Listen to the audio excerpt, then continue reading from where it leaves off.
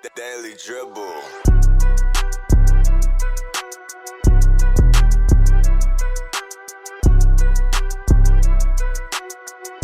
And welcome back to the Daily Dribble podcast, guys. As always, I'm your host, Nick Zammit, here back with the full squad tonight. Joining me to my left is Mr. Lee Hancock. Hello.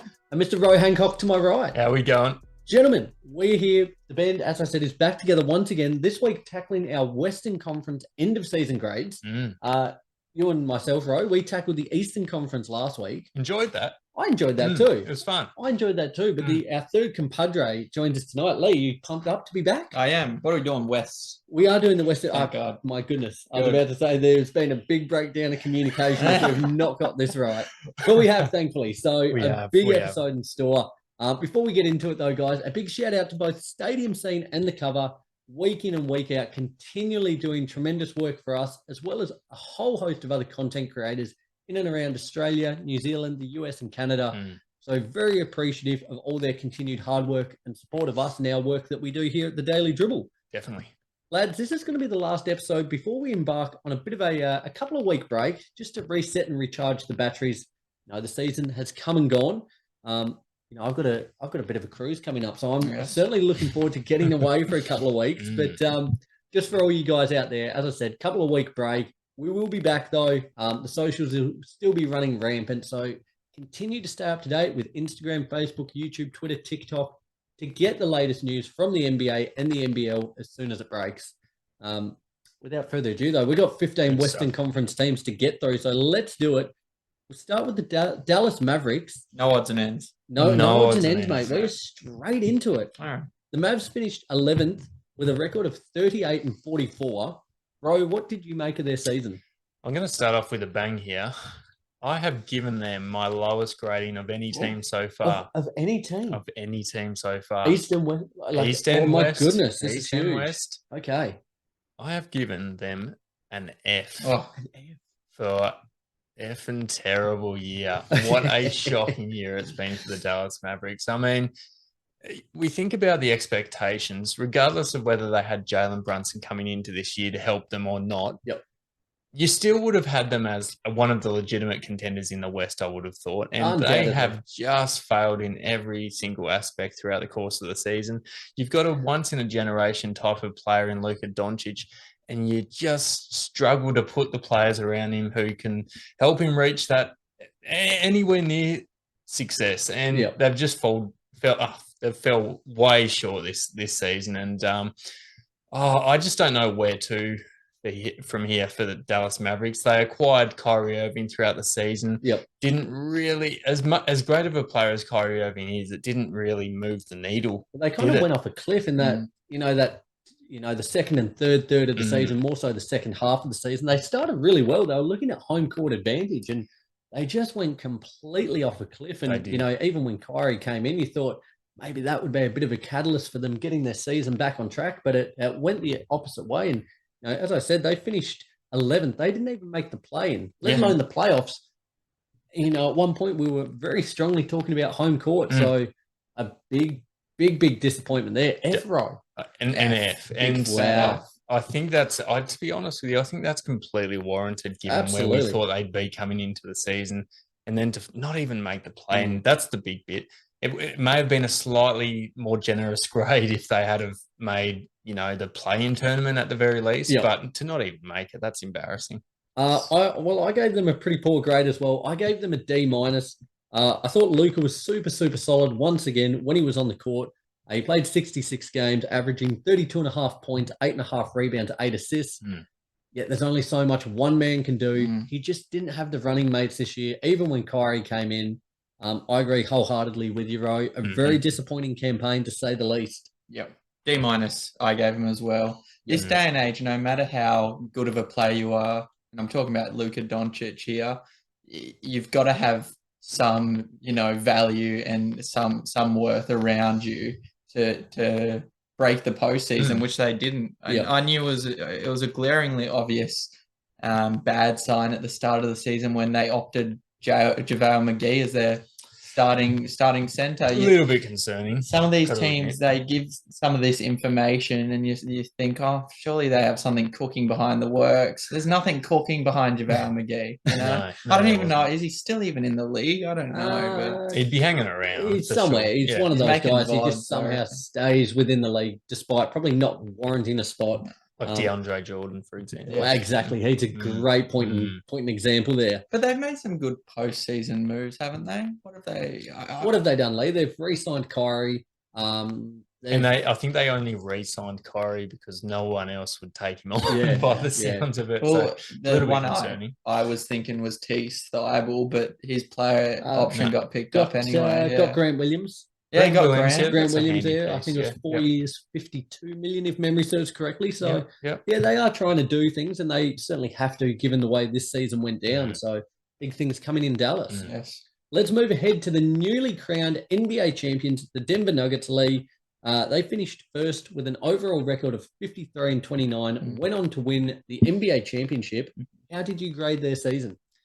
I've popped an A down, but I'm just going to go and give them that extra mile, give them an A+. I'm giving them an A+. Me too. I mean, they did have a fantastic season. It really was the season that everything clicked. Everyone was healthy. They had a couple of ugly losses to teams they shouldn't have lost to, Rockets, Jazz, but every NBA team has this. So yeah, absolutely. Going to go A+. I likewise have given them an A+. They didn't miss a beat at all throughout the regular season, and they, to be honest, made pretty light work of the playoffs. They beat the Timberwolves 4-1, the Suns in the second round 4-2. They swept the Lakers 4-0 in the conference finals before prevailing over the Heat 4-1. Jokic had an MVP level regular season. I think in our eyes, he was probably the deserving MVP despite it going to Embiid. Yep. Yet he clinched the finals MVP in emphatic fashion. And all signs are pointing towards, we spoke about this a few weeks ago, once they had wrapped up the title, a potential dynasty run here within the works with Aaron Gordon, Michael Porter Jr., Jamal Murray, and Nikola Jokic making up that key four. They are poised and primed to really run kind of roughshod over the league for the next couple of seasons. So, everything that could go right did go right this season. So A+ for me. Yeah, an A+ for me as well. And, the champion, you'd think you'd have a few more notes. But for me personally, bless you, Lee. For me personally, it's almost like that student in school who's done so well that you don't really have much criticism or much to say about their year. They've just excelled in the regular season. They were the best team all year, and they brought that through to the playoffs, and they didn't look worried, as you said, Nick. Yeah. They sort of seemed to breeze through the playoffs when other teams had a really difficult run. It almost seemed destined to be their season this year, and incredible year. Well, let's flip across to the former champions, the Golden State Warriors. I predicted them for a first place regular season standing, should I say. They finished sixth at 44-38. I've given them a C-. Looked like a bit of a title hangover. They struggled without Curry. He only played 56 games. In that time, though, he averaged 30 points, 6 rebounds, 6 assists, and looked at his brilliant best. Did. I think missing Andrew Wiggins really, really hindered them. He missed more than half the regular season, and that hurt their chances of clinching home court advantage. They did make the playoffs, though. Despite that, they beat the Kings 4-3 in a thrilling series before going down to the Lakers 4-2. It almost felt like a bit of an end to their dynasty this season, but they have brought back the cast and crew. Draymond getting re-signed there. It'll be interesting to see how it plays out next year with them all being a year older. But they were just a little bit off the pace. As I said, a bit of a championship hangover, it looked like this year, and those injuries certainly played their part. So C-. I went C+ for the Warriors. Something that I don't think anyone understands or has an answer for were those road struggles that they experienced. Horrendous. Just couldn't grasp a win on the road. And like you were saying, Nick, this first year looked like the decline of that championship era. Yep. Unfortunately, you still got your core, and your core will play great, but gave up on Wiseman, which is was probably the wise idea.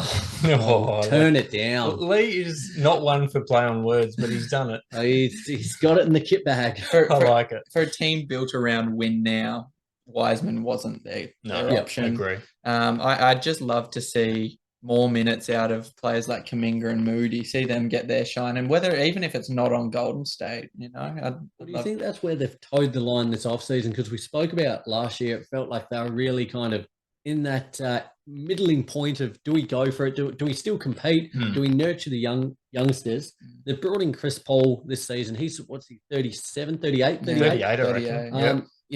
They're only getting older. They've offloaded Jordan Poole, should I say. Yep. They're still really looking to capitalize on the last couple of good years of Curry, Clay, and maximizing that championship potential, aren't they? They are.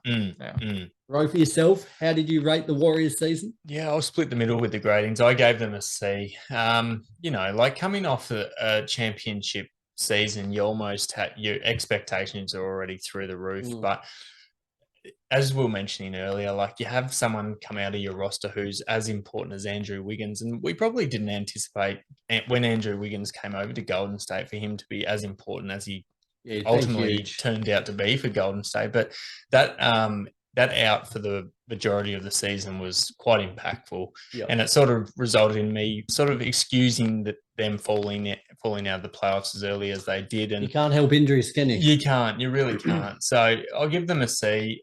I'm not writing them off. They're a team. Maybe they're not the dynasty team that they were once upon a time, but I reckon they're still going to be in and around the picture next season. You wouldn't want to face them, would you? You wouldn't. You really wouldn't. No. Well, let's move ahead to a team that we probably don't need to linger on for quite as long. The Houston Rockets. They finished 14th with an overall record of 22-60. Rockets, do you have much to say about them? Not really. I've given them a D+, and it might be a little bit harsh given that I think we all would have thought that they wouldn't really make much noise, if any, this season, and they didn't. But you look at the 22 wins and you're thinking, geez, I reckon they even fell short of what people were predicting for them this year, which is sort of the reason why I've failed them. But in saying that, they've got a little bit to look forward to with a couple of big ins over for next season. So, not all doom and gloom. Lee, for yourself, how did you rate the Rockets season? I gave them a D- actually, so just short of an F. They somehow managed to fall short of their low expectations they already had, but to match the wins that the Spurs had, who it's generous to call the Spurs a G League team at this point without Wemby. They matched their wins at 22. I just wanted to see more out of their young players, even if they aren't developing cohesively this past season. I wanted to see a bit of individual development, namely from Jabari. Got nothing. Rookie season, I thought he looked all right, didn't he? I thought he was solid. I feel like he fell short of expectations. Didn't he go second or third? Yeah, he was right up there. It's hard to what's the expression? It's hard to fly like an eagle, surrounded with pigeons. Particularly when you're playing on the Houston Rockets. I actually gave them a C. Oh, my expectations. I predicted a 14th place finish. They executed that. Yep. I thought Jalen Green showed a little bit more growth. I thought Jabari Smith was solid. He was all right. But the biggest positive for me was Alperen Sengun. Yeah, give all credit to Sengun. He averaged 15 points, 9 rebounds, 4 assists in his second season, and really looked like he's going to be a key part of their rebuild. The young core, I'm quite excited about. Yeah. With Green, Jabari, Sengun, KPJ, if he stays in and around there, off the bench, in the bench role, with the pieces they've acquired in this offseason. I kind of like where they're headed at the minute, so I've given them a C there. I really, just touching on Sengun quickly, I really hope they utilise him well because yes, they've had a few really handy inclusions over the off season, but I hope that doesn't come at the cost of his development because he's a guy who has really high potential at this stage of his career. He's already showed signs that he could potentially be like one of the guys to take them forward. So I hope these inclusions help him and not hinder his development because I can kind of see it going either way. But, hope's high. There you go. The LA Clippers, they finished 5th with an overall record of 44-38. Lee, what did you make of their season? I gave them a flat C. just a flat C. Going into the season, they looked like one of the deeper teams in the league. I thought they had the deepest roster heading into the season. I thought so as well. Batum, Norman Powell, a couple other good pieces off the bench. And, it doesn't really mean much at all when both your star players are out for a majority of the season. 56 games to Paul George and 52 for Kawhi throughout the regular season. I feel like it's better than previous years, but still, it's still ordinary. And it's always going to be a concern with those two, isn't it? Yeah. And I don't have the stats in front of me, but from memory, I think the majority of the games that PG played, Kawhi probably was out there and vice versa. With the both of them on the court, they actually looked really confident, but it just was so irregular. It was. Like, it's pretty surprising they actually got 44 wins on the board, to be honest. But yeah, but when Kawhi's out there, I love PG and I love his pod as well. But I think he's almost becoming overrated, PG. Well, he's very. I saw some things that he's a top 10 to 15 player within the league, and I would not have that. Well, he used to be so highly regarded because he obviously had the offensive and defensive aspects to his game, and he probably does still, but he's just not. He hasn't been durable enough to put it on full display, has he? Absolutely. What is it? Availability is the best ability. Yeah. And the same goes for Kawhi as well. He's when he's out there and he's playing regularly, one of the best players in the league due to his multifaceted game. But both of these guys are in the same boat. It's disappointing. I've given them a C-. They picked up Westbrook for the second half of the season. Came in with a real intensity. They ended up going down in the playoffs 4-1 to the Phoenix Suns in the opening round. When you look at it as a whole, a collective over the last few years, since they made those massive moves to getting PG and Kawhi, I only saw the other day the package that they gave up to pry him away from OKC, PG. It has not aged very well. Clippers got absolutely robbed. They got in hindsight. rammed. Yeah. And, the fact of the matter is it has been a very disappointing little phase in their career, and it continued this season. They want to be a title winning team, and to bow out in the first round 4-1, it's very disheartening if you're a Clippers fan. So C- for myself. Like, at this point, do you even, because I don't see them winning? No, absolutely. Like, do you just blow it up, or do you get their value? Like, they're in a very awkward position at the moment, aren't they? Because I think, particularly due to the fact that we've already seen in the years that they've been together, they haven't been able to be out there at the same time. And at some point, I think whilst their value is still somewhat high, you have to cash in. We spoke about last week the Toronto Raptors, and I gave them a negative mark just for the fact that they hadn't moved on from OG Anunoby, Siakam, Van Vliet, and actually cashed in while their value was high. Same with Chicago Bulls, as we were mentioning last week. You've got to get rid of these players. But unless you're going to be truly contending or in and around the mark, and you don't want to be sitting at that 9-10 spot, you need to make a move, or else you're going to be there for the foreseeable future. And we don't like that. Like, are we overestimating how far a healthy Paul George and Kawhi Leonard could take the Clippers, if they were healthy? Because I think we are. I feel like people think, if they played 82 games, then we'd be going to the finals. But I don't think that's the case with how I probably don't anymore. I agree. I'm a bit skeptical there. You can't see him getting over the Nugs. I can't see him really put up a fight to Phoenix, but I think we're a bit overestimating how far they could take the Clips. Yeah. Where did you rate their season, Ro? I've been a little harsher. I've given them a D. Yeah, cool. Because I had high expectations coming into the season, as we were mentioning before. The depth of this team was just almost ridiculous coming into this season. We thought it would be probably one of the main contributors as to why they were going to be so successful, because they had they had top end talent, even though they didn't end up playing much throughout the season. But then they had the bench guys to come on, and we thought that they'd destroy every other second unit that came on. Just wasn't the case. They failed miserably, went out early in the playoffs, and overall failure for mine. Let's move ahead to their LA counterparts, the Lakers. I predicted them for a fourth place finish. They finished seventh at 43 and 39. I've given them a C+. Now, a real case of Jekyll and Hyde this season for them. An absolutely horrendous first half of the season. Their season looked effectively over. Yeah. It was over for all intensive purposes. All statistics pointed to like a below 1% chance of them making the playoffs. They made some big deals. Big deals at the trade line, acquiring D'Lo, Rui, Vanderbilt, etc. And they rallied big time throughout that second half of the season.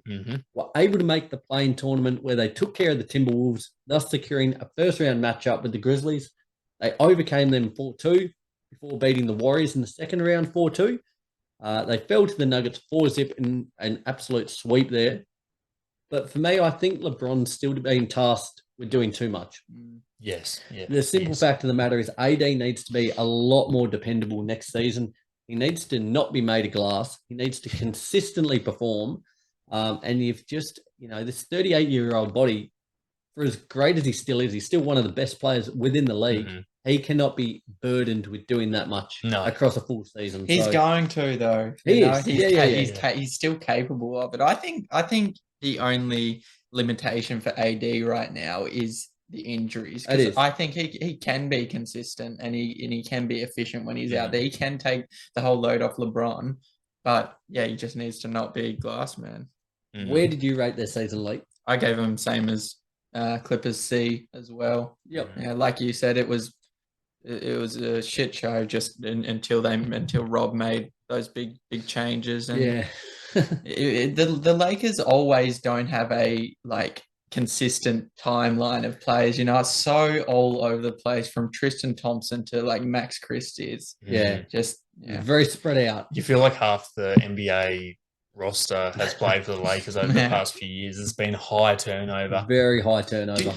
Just real quick, do you think a reason that they haven't, they say they didn't get to the finals last year was because of the high turnover rate, and some of these players don't put too much trust in the Lakers because the retention rate isn't very high? It certainly would play a factor. You need continuity within a squad, and you do. We've seen the Denver Nuggets; they've had that continuity, and it's kind of paid dividends this season with them winning the chip. Don't know if it's solely the reason, but it would certainly play a part. I think it's a combination of that and just, as simple as it sounds, just the wrong personnel around LeBron James. Blokes who can't shoot the ball. Yeah, can't shoot the ball, and it's that was the vital error that they made. But I'm glad that they made those moves at the trade deadline to resurrect their season, because I've given them a C, and they've basically clawed their grading way back to from where it was originally, because they would have been receiving near on an F if they had kept up where they were at, given the expectations. To be honest, what's below an F? Is there anything? A Z? I don't know. I don't know if it goes down to Z, but no, C for mine, I think, and they've endeared themselves to me, the Lakers, because they made, unlike the Chicago Bulls, unlike the Toronto Raptors, they made a decision. They didn't blow it up, but they went the opposite way and said, okay, we're going to recruit players who are going to resurrect our season and going to work really well alongside our main stars. And they did. They just fell short of the finals, but it was a really valiant effort in the end. I reckon if you're a Lakers fan, Nick, I reckon given where you were at one stage throughout this season, I think you would have taken that. Bro, what's the African proverb? It's not how many times you fall down. It's how many times you get up, Nick. There you go, my man. Exactly right. Their post-season was very impressive for how long their whole squad had been together. It was surprising they got over the Grizzlies, let alone the Golden State Warriors. But wasn't it funny in that coming up to that first round, the Grizzlies were the better team all season, but I think perhaps all three of us coming into the playoffs predicted the Lakers over the Grizzlies. It was just something. You just felt like something was brewing. No, wherever LeBron is, you have faith. You can't write him off, can you?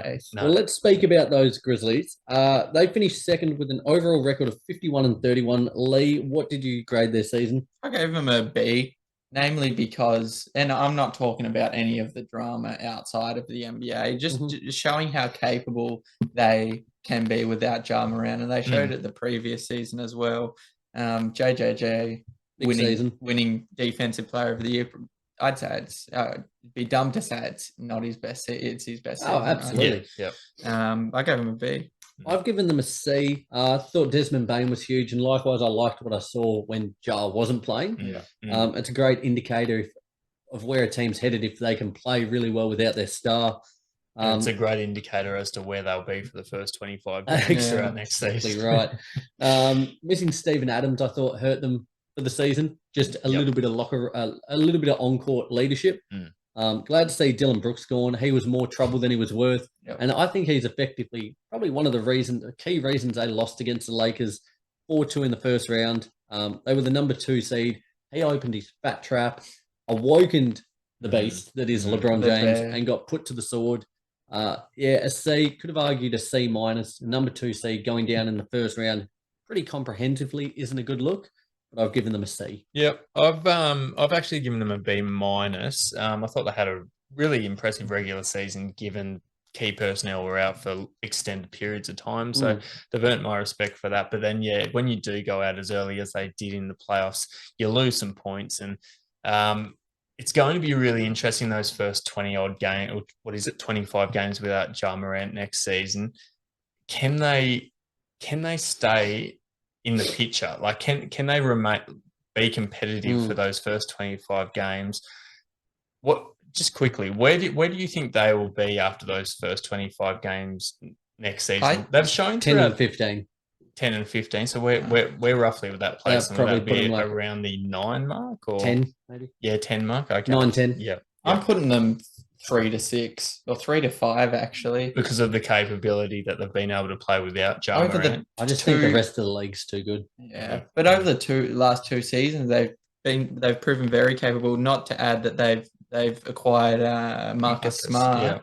I think they're gonna not cause havoc, but I think they will be in the picture. Yeah, and I'd probably have them around the 6 to 8 mark by the time Ja comes back, and that's probably Look at that. We're all in different phases. It'll be interesting to see how that plays out. I know how important as a Boston Celtics fan is Marcus Smart is to your franchise, just in terms of leading, particularly without Ja Morant, who is one of their existing leaders. To not have him out there, it's going to be a really good replacement from a leadership perspective. I just hope they give just a few more minutes to a guy that's going off in the summer league. Kenny Lofton? Yeah, Lofton. Like he got average 5 minutes last year. He needs more. He's showing what he can do. He is a big man. He's a stocky character. He does not have the stereotypical NBA body, does he? And this isn't any disrespect, but he doesn't have it. He's got the building towards a sumo wrestler. He's early day yoker, isn't he? Yeah, absolutely.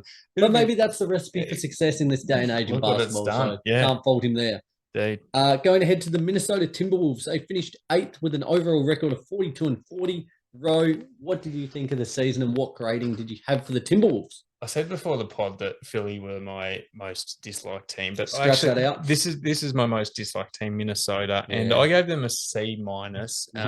Regular C, yes, they did make the playoffs, but look what they did coming into this season, throwing absolutely a ridiculous contract at Rudy Gobert, and he's just had such a mess season. Like, he's just didn't set the world on fire. He is a mess. He is a mess. He really is. And the fact that Karl Anthony Towns was out for a lot of this season, which you do have to take into account, but then you think, okay, the guy who they've just paid an absolute bag to has to surely perform higher than he normally would, and he just didn't. And they're just with exception to Anthony Edwards for mine, they're just such a unlikable team. I agree. Just really, really hope for the worst. Yeah, I gave them a C. To be honest, I agree with everything you said. I thought Ant looked great when he was leading the team. Cat and Gobert, I don't think can coexist. To be honest, the guy that most excited me before injury struck him was Naz Reid. Oh, Naz. I thought he was brilliant. Yeah, he had a really, really good phase there. What about slow-mo? I just forgot about slow-mo. Oh, my goodness. He had a good I love stretch. slow-mo. I saw parts of my front lawn grow in the time it took him to cross from one end of the court to the other. Yes. He's a slow operator. Yeah, he is a slow operator. But they did make the playoffs. They went down 4-1 in the first round to the Denver Nuggets, clinching their way through the play-in. But yeah, just they're in a funny spot. They're almost too good to tank, but not good enough to actually compete. As you said, very unlikable. C for me. I don't have much more to add. I gave him a D+, but we've pretty much covered all the points. Beautiful. Let's go ahead then to the New Orleans Pelicans. Finished 9th with a record of 42-40. I've given them a D. It was just another year plagued with injuries for Zion Williamson. And to be honest, he is the barometer for them. Came into the season, I predicted them 6th. I thought with that starting five, CJ McCollum, Valanciunas, Herb Jones, who else am I thinking there? Zion, and who was the other bloke we were expecting to see? Ingram. That's it. My apologies. They did look competent throughout the first half of the season, but injuries just continued to mount. They lost that continuity. For me, I was positive to see Dyson Daniels, a bloke I had very, very high expectations for. Yes. And have for a while that he got a really good level of game time. They went down to OKC in the play-in, and that was the end of their season. But again, as I said, everything in New Orleans really hangs in the balance on what happens to Zion. And the way things are going, the injuries that are troubling him, things aren't looking good. So a big D there for me. I gave him a C plus, just taking into account that they got over 500 record without Zion. I think that was pretty impressive. But like you were saying, it is such a shame that this guy, this generational talent that came into the league, imagine being a New Orleans Pelicans fan on the night that Zion got drafted. You would have thought this is the barometer of change, and now not only is it not the barometer of change, he's actually holding them back. You've got a lot of guys on pretty big contracts over at New Orleans. Could that make a good nickname just quickly for a player? What? The barometer of change. I like it. Barometer of change. BOC. Yeah. He's BIG, isn't he? Zion.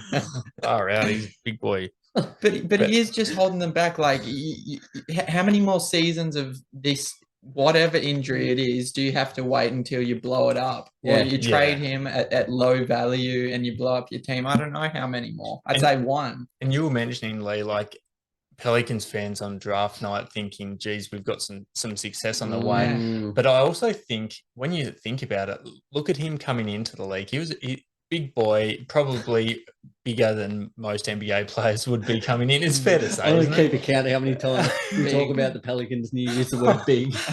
We're up to 3. I think it's factually correct that he was a big boy coming into the league.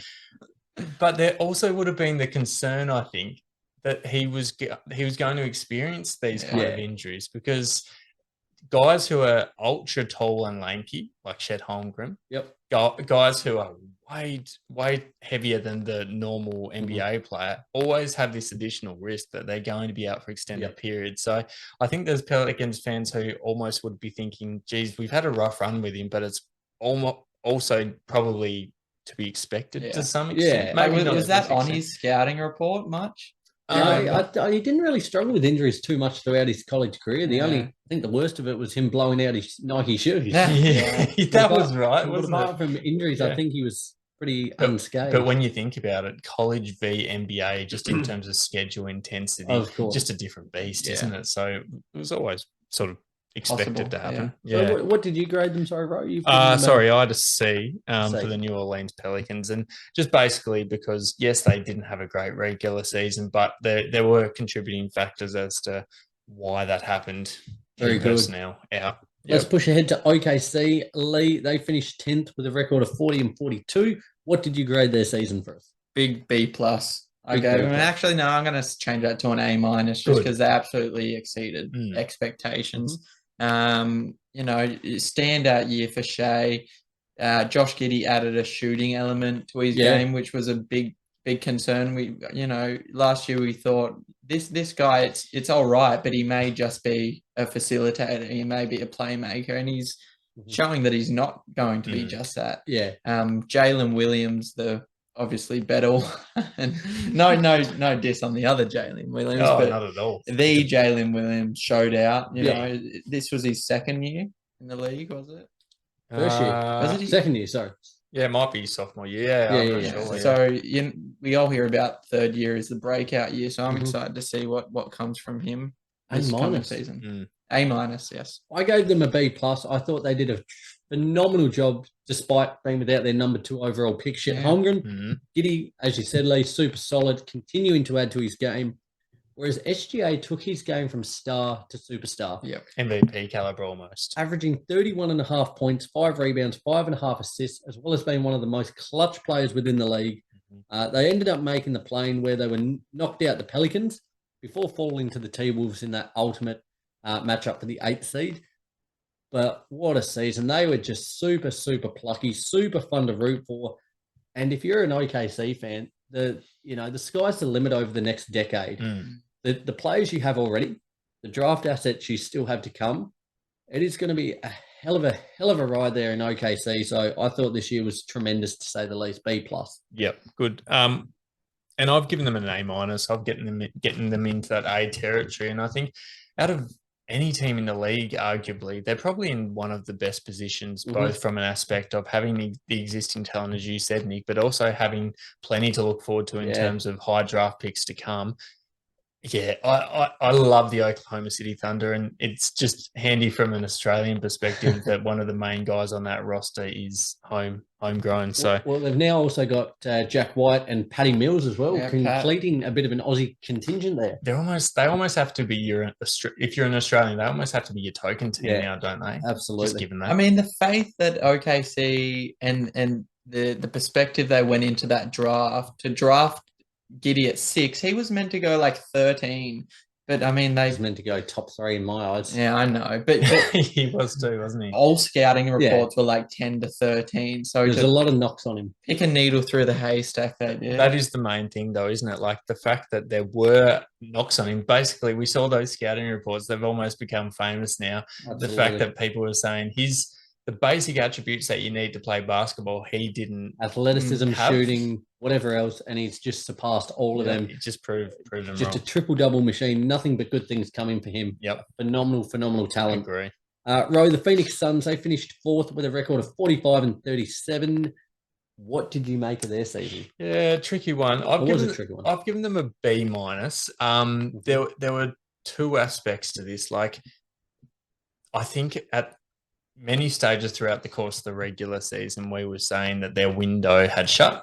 And I think particularly given they've just come from a really successful run and then to have their window rapidly shutting, I thought, that was problematic, and it was a real issue for them going forward. But with the acquisition of KD, and then to show that they the door wide open again. Yeah, to show that they're not just going to lie down. And again, it's sort of one of these cases where you're not just going to, wallow in that 6, 7, 8 spot. You're going to actually do something about it, and to acquire one of, if not the best pure scorer in the league, I think I give them huge points for that.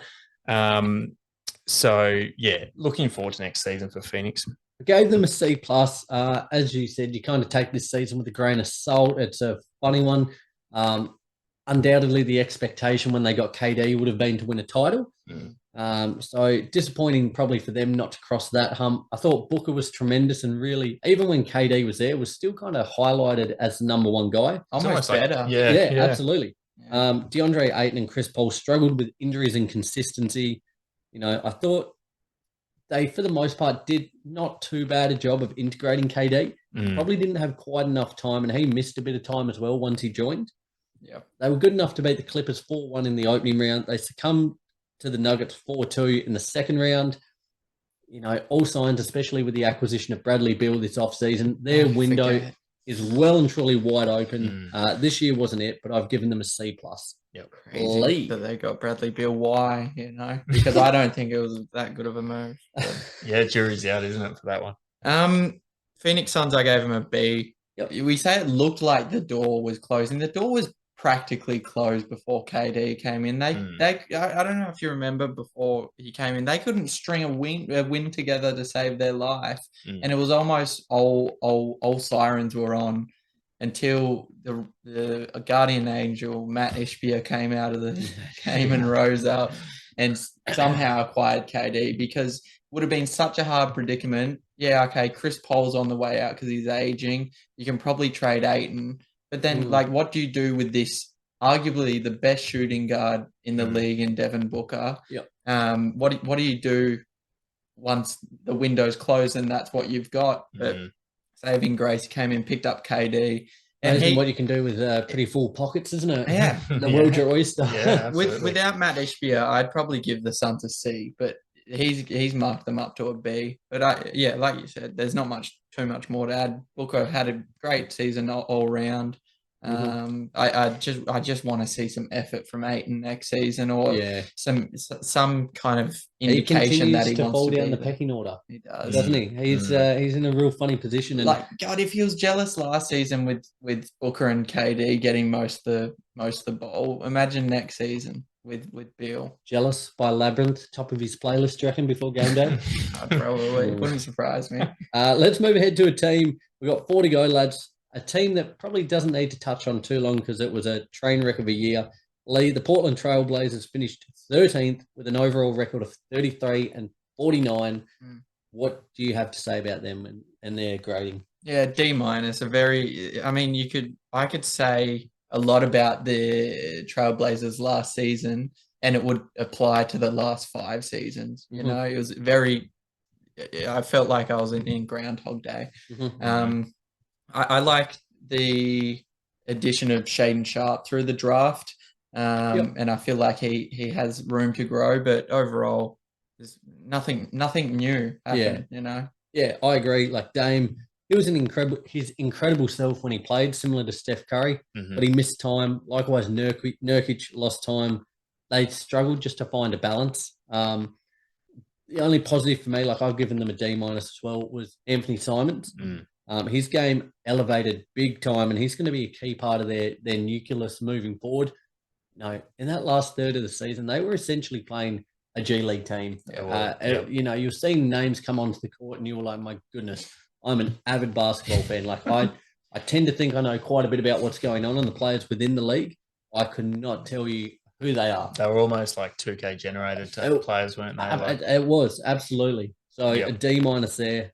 Disappointing year to say the least in Portland. I'm with you. D for disappointing for me as well. And you know, in terms of rosters on paper, I'm not saying they're the best roster on paper, but you don't anticipate them to finish that low, even with Damian Lillard injured. But you do have to take that into account. And I think going forward, particularly if Dame does end up leaving, and you know they've got to watch the space. It's day by day, hour by hour at the minute, isn't it? Yeah, it is. It really is. But to have that fresh start going forward with Scoot as your franchise player, I think that's a really good thing for them to come. Okay, out of us 3, is Dame leaving? And if so, where's he going? He's leaving, and he'll get his way to Miami. He'll get there. He's going to throw an absolute bitch fit if he doesn't. I'm not putting faith for as much media has been put out. I'm just going to say he's going to stay in Portland. Really? He's going to be such a sulking, moaning little whiny dirtbag. I reckon if he stays. Isn't it funny how I love Damian Lillard, don't get me wrong, but isn't it funny how throughout the course of his career with the Blazers, he's created a reputation of almost being this no nonsense, no fuss, not going to create negative headlines, just stick with my team and get the job done. And here we go. And now he's here, and he knows the clock's starting to, he's looking down, and he's on the back 9 as well. Another player who's well into his 30s now, seeing that window for a championship's closing, and teams in the league are only getting better. Like exactly, Portland's not the team you want to be a part of if you are going for a title. I'm gonna lie, I don't even want to see him on the Heat. I know they probably wouldn't even be in title contention come the latter end of the postseason, but I'd just love to see him on the Nets with Mikal Bridges, and he's good mates with him. So I'd love to see him in Charlotte. Would you make Brooklyn? I'd love to see him in Charlotte. Wishful thinking. Out of all teams, that'd be the last. Pigs will fly tomorrow. Where do you want to see him? I think he'll go Miami. Like, do you want to see him there? I wouldn't mind that, linking up with Jimmy. Mr. Work hard, be the man. Like, I think it'd be super fun. Yep. I think that roster as a whole would just be dynamite. So and I'm already imagining him in that like Vice City that they have, and I think he'd look real good in it. So I'm with you there. Let's move ahead. The Sacramento Kings, they finished 3rd with a record of 48 and 34. I gave them an A. What an incredible season. They defied not only us, but I think every single NBA fan and pundit out there, their expectations, not only to make the playoffs as a starting point, which they had failed to do so for nearly 2 decades, but to clinch the 3rd seed. Incredible. They unfortunately went down 4-3 to the Warriors in the opening round, yet take nothing away from what they achieved during the season. Sabonis and Fox led the team incredibly well, but they also had heaps of production out of players like Kevin Huerter, Malik Monk, Harrison Barnes, and Keegan Murray. Keegan. They We spoke about it quite a bit. They just continued not to play any defense. They doubled down on the offensive end, which we didn't think was possible. Play to your strengths, fair play. They've just fully embraced the fact that they're going to be a defensive liability. All right, we'll just shoot the lights out and see how we go, which worked well enough this season. I can't wait to see how they build for next season. A really fantastic campaign for the Sacramento Kings. Yeah, I've given them an A, and it's probably a little bit stiff not to be an A+, really, given what their last 16 years or thereabouts, perhaps even longer, looked like. It's almost came out of the blue, and for them to have such an impressive regular season.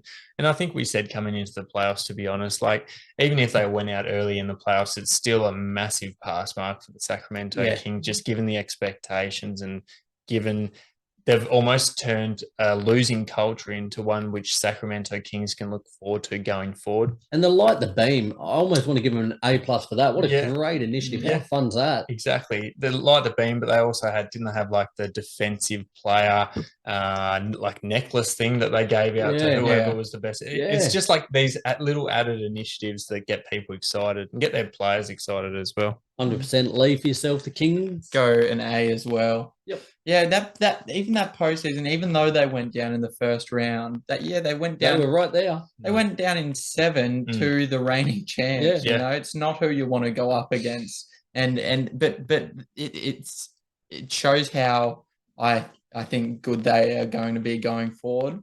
Like at the start of that playoff series, they had did you see that thing where they had all teams sign a document that said like I will be fully committed. Like they're going in the right direction. I agree. Yeah, good signs the other day, just quickly, with Keegan Murray in the summer league, dropping 40-odd points. He's got a big year ahead of him, I reckon. He does. It's going to be dynamite.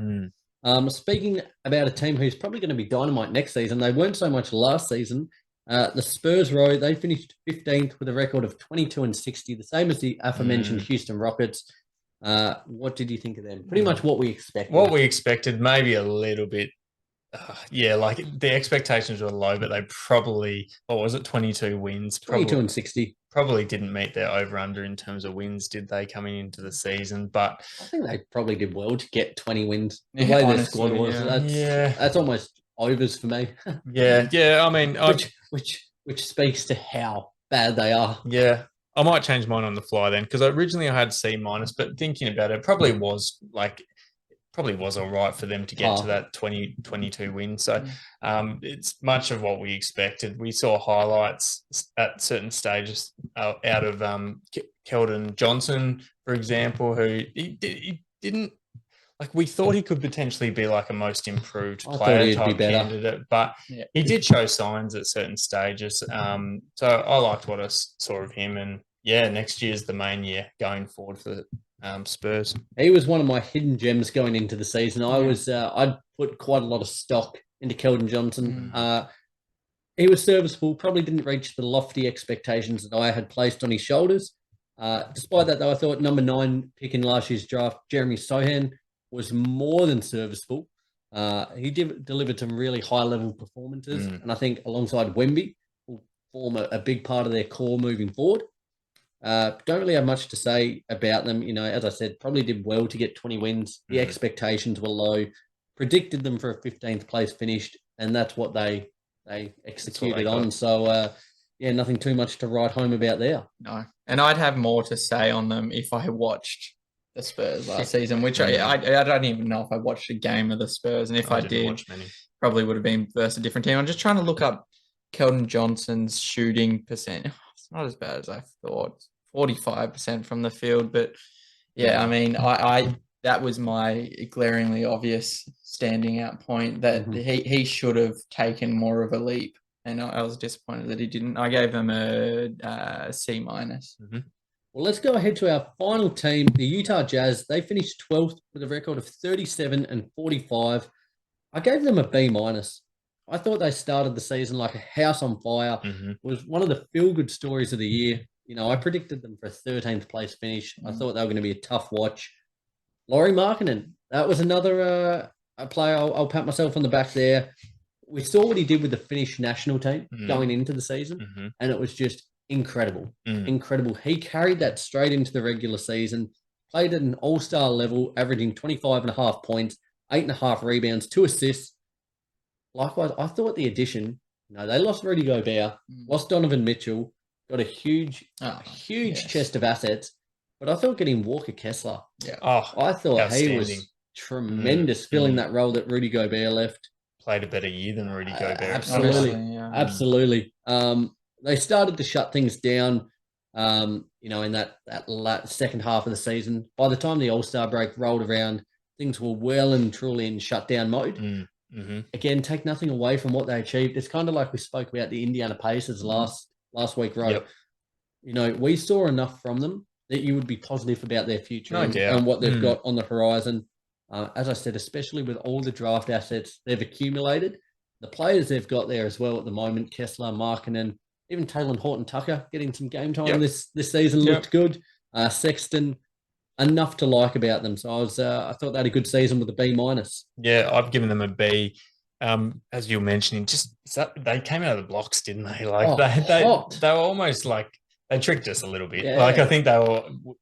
A lot of people were thinking, "Oh, geez, maybe they will be finishing in those last few spots in the playoffs," but they did fall back down to earth, to be expected, given it's a team of misfits and a team that on paper doesn't seem like they really fit well together, but they all seem to have a fairly decent season, and they obviously, as you were mentioning, earned a lot of marks for Lauri Markkanen, who, for all intents and purposes, was probably I'm not going to say out of the league, but he just wasn't looking like he was going to be We thought he was a bust going forward. Yeah. I'm more than happy to put my hand up and say that me too. His time with the Bulls, time with the Cavs, we'd just about written him off. I thought he could have been a low-level role player at most. Yeah. But now he's going to be leading this team going forward. And looked great doing it. So good, didn't he? I wonder if he's killed anyone yet. Probably not the way we want.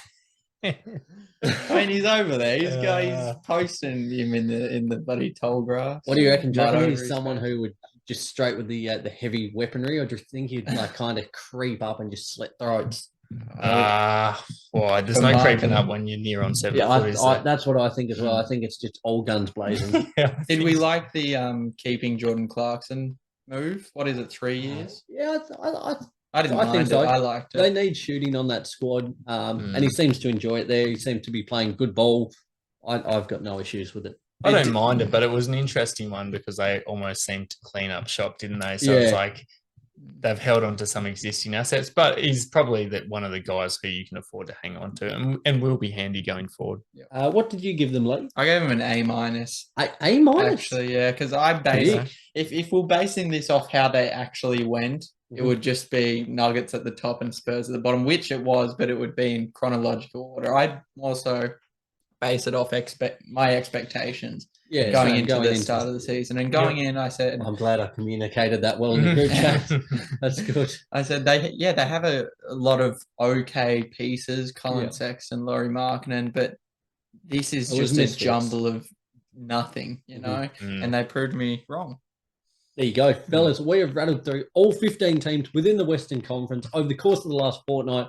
We've gone through all 30 teams, giving our thoughts on the season that was, thus officially pretty much putting a bow in the season 2022-2023. I said at the top of the show, guys, going to now embark on a bit of a break, kind of reset, recharge after what has been just an action-packed season, to say the least. It really has been phenomenal from start to finish. All the players, all the storylines, all the outcomes. It has been a ripper, to say the least. As I said, though, be sure to stay up to date with all of our socials, Instagram, Facebook, YouTube, Twitter, and TikTok, to ensure you stay up to date with all the news throughout the off-season from both the NBA and the NBL. Lads, 2022, 2023, done. There you go. There you have it. Yeah, geez. It's been a long season, but it's been a very eventful one as well. And yeah, it's probably one of the better ones when you think about it in retrospect. Yep. Okay. Probably one of the most even. Early title favorites. Denver. Oh, yeah. I mean, you can't write off Denver, can you? With the Suns acquiring Bradley Beal?